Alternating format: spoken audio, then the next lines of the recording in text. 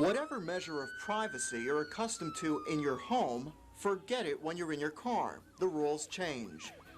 The warrant requirement contained in the Fourth Amendment applies only to your home, not to your car. The Supreme Court believes that you have almost no reasonable expectation of privacy in your car when it's on the road. Police need only reasonable suspicion to stop your vehicle, and they need only probable cause to search it. The whole key is, does the citizen have a right to presume that he will have privacy? That's the whole key. A reasonable expectation of privacy. Police can always search you and your surroundings when they arrest you. That's the law. In a car, that goes as well. But without a warrant, they can't search a locked trunk or locked personal luggage. If the law on privacy, search, and seizure sounds complicated and confusing, it is. Oh no, it's gray in my walls. Yet police officers must deal with it every day, and they can't make a mistake, because it could mean the whole case gets thrown out of court. When a police officer searches someone improperly, unconstitutionally, the evidence that he may actually find cannot be used in court against the person, and we call that the exclusionary rule. Here's what happened a week after Virginia Beach police began their drug sweep in July. Plainclothes officers strolled through apartment complexes looking for marijuana plants in plain view. They spotted a plant they thought was marijuana, and they got a search warrant for the apartment. 4 officers executed the warrant at 2 o'clock in the morning. The plant was not pot. Mistakes like that are rare, but they happen. Not too often, but we make mistakes. We're not perfect. They don't make that many mistakes around here.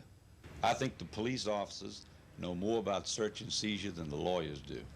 That could be, but tactics like those used in the drug investigation in Virginia Beach could come into question. For example, if a police officer in Podunk, let's call it Podunk, goes out and says, I think I'll go check in some windows and see what I can see going on, and while he's walking by a window, he sees some illegal contraband, and then he later goes out and gets a warrant for it, I don't think that's admissible.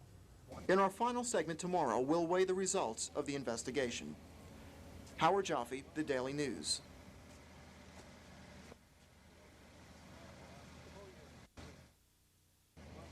The police did something in Virginia Beach they hadn't done before. And probably the one thing that people expect out of policemen is to do what they're supposed to do.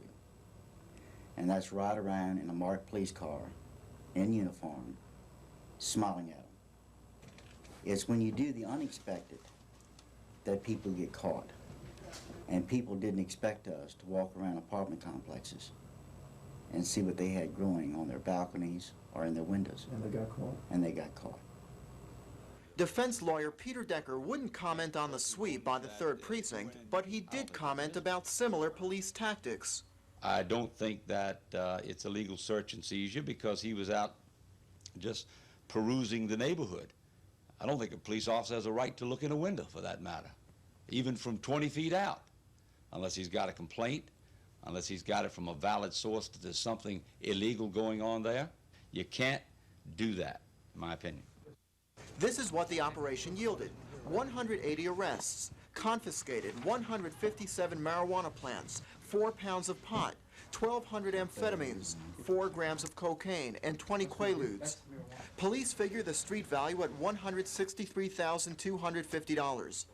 2,000 man-hours. Marrow says it was more than worth it. Even the real busts. Nights when raids turned up, only half a dozen 4-inch tall pot plants on the windowsill. Small-time pot growers or big-time dealers, it doesn't matter to Marrow.